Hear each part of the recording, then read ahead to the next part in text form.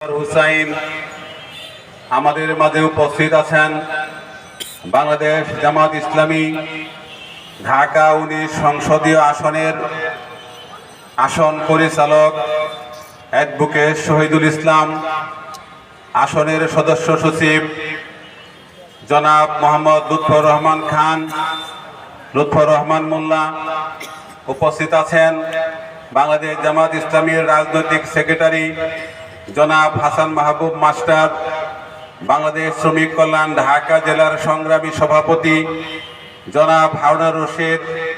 উপস্থিত আছেন আশুলিয়া থানার সংগ্রামী আমির, সাবেক ছাত্রনেতা, দামসোনা ইউনিয়নের জামাত মনোনীত চেয়ারম্যান প্রার্থী জনাব বশির আহমদ।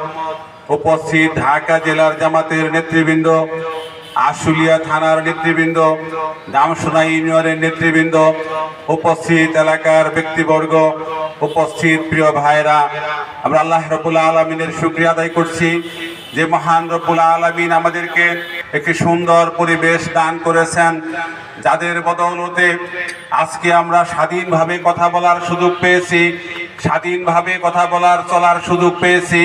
সেই 24-এর ছাত্র আন্দোলনের যারা শহীদ হয়েছে তাদেরকে আমরা শ্রদ্ধার সাথে স্মরণ করছি।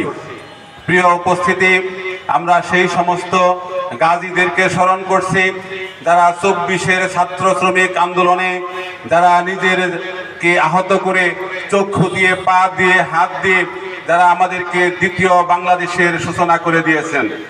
প্রিয় উপস্থিতি, আপনারা সকলেই জানেন আগামী দিনের নির্বাচনের জন্য বাংলাদেশ জামাত ইসলামী যে 5 দফা কর্মসূচি ঘোষণা করেছেন, সেই 5 দফার ভিত্তিতে আগামী দিনের নির্বাচন যদি হয় এবং বাস্তবায়নের মাধ্যমে আগামী দিনের নির্বাচন যদি হয়, তাহলে এই বাংলাদেশের মানুষ একটি স্বস্তির নিঃশ্বাস ফেলবে ইনশাআল্লাহ।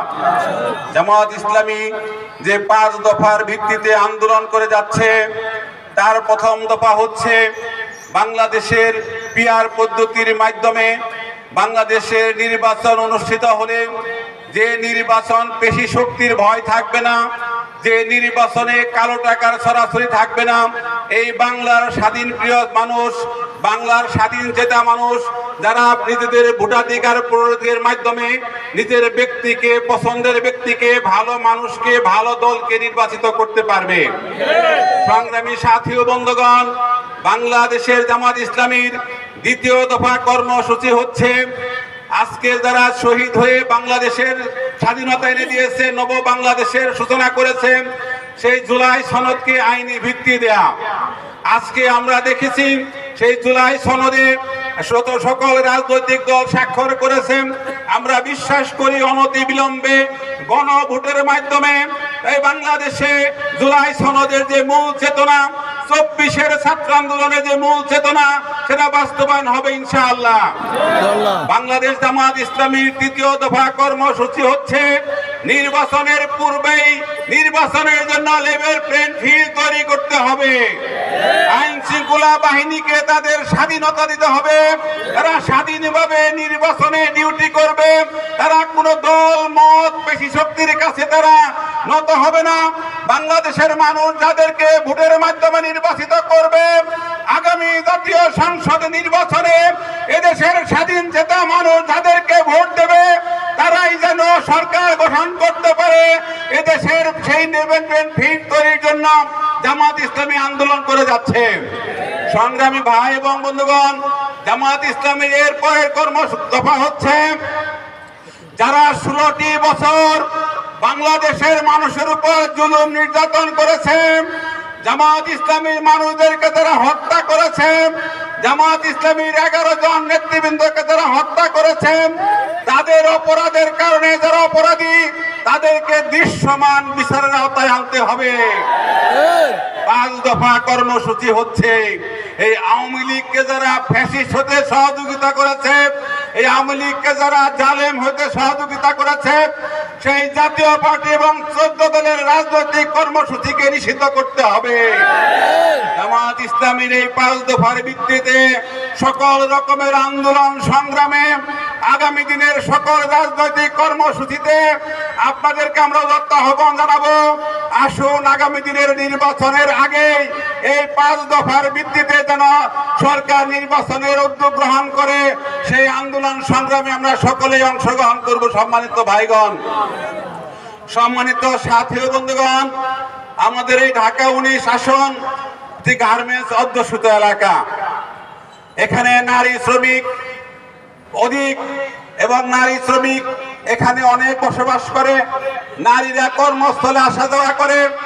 নারীদের নিরাপত্তার জন্য জামাত ইসলামী ঢাকা 19 আসনে যদি আমাকে সেবক হিসেবে গ্রহণ করে, ঢাকা 19-এর এই গার্মেন্টস অধ্যুষিত এলাকায় নারীদের অধিকার, নারীর সম্মান, নারীর ইজ্জত সুসজ্জিত করা হবে।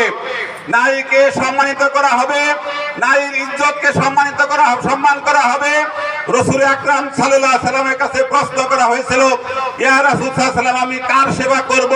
তিনি 3 বার বলেছিলেন তোমার মায়ের সেবা করবে, 4বার বলেছিলেন তোমার বাবার সেবা করবে।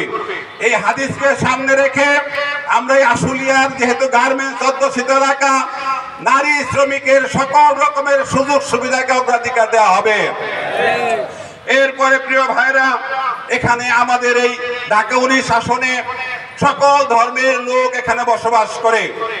আমরা পরিষ্কার বলতে চাই, ইসলাম ধর্মের লোকদের যদি ঈদের মধ্যে পুলিশ পাহারায় জামাত আদায় করতে না হয়, কুরবানির ঈদে যদি শত শত হাজার হাজার লক্ষ লক্ষ গরু যদি পুলিশের পাহারা ছাড়া কুরবানি করতে দেওয়া হয়, তাহলে কেন হিন্দু ধর্মের পূজার মধ্যে পুলিশের পাহারা লাগবে?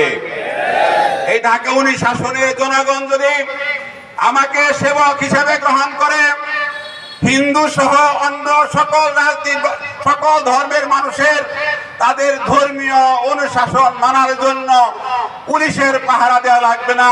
ঢাকা 19 আসন সকল ধর্মের লোকের জন্য সমানভাবে লেভেল প্লেইং ফিল্ড তৈরি করা হবে, যাতে করে তারা তাদের ধর্মীয় স্বাধীনতা ভোগ করতে পারে। প্রিয় সাথী ও বন্ধুগণ, আমরা জামাত ইসলামীর প্রার্থীকে যদি ঢাকা 19 আসনে বিজয়ী করেন, তাহলে রাস্তাঘাটের যে বেহাল দশা আমরা তার উন্নয়ন ঘটাবো ইনশাআল্লাহ। আমরা দেখেছি ইউনিয়ন পরিষদ থেকে শুরু করে উপজেলা পরিষদ, ডিসি অফিস, এলজিআরডি অফিস, এই সমস্ত জায়গা থেকে কোটি কোটি টাকা বরাদ্দ হয় রাস্তাঘাট উন্নয়নের জন্য। জামাত ইসলামীর প্রার্থীকে যদি ঢাকা 19 আসনের মানুষ সেবক হিসেবে গ্রহণ করে, আমাকে যদি সেবা করার সুযোগ দেয়, তাহলে ঢাকা 19 আসনের রাস্তাঘাট পরিবর্তন সংস্কার করে নতুন নতুন রাস্তাঘাট নির্মাণ করে ঢাকা 19 আসনের চেহারা 5 বছর ইনশাআল্লাহ পরিবর্তন করা হবে। মানুষের অলিতে গলিতে, বাড়ির চিপায় চাপায় যত জায়গা আছে, এমন কোন জায়গা থাকবে না যেখানে উন্নয়নের ছোঁয়া লাগবে না ইনশাআল্লাহ। রাস্তাঘাট সহ মসজিদ, মাদ্রাসা, শিক্ষা প্রতিষ্ঠান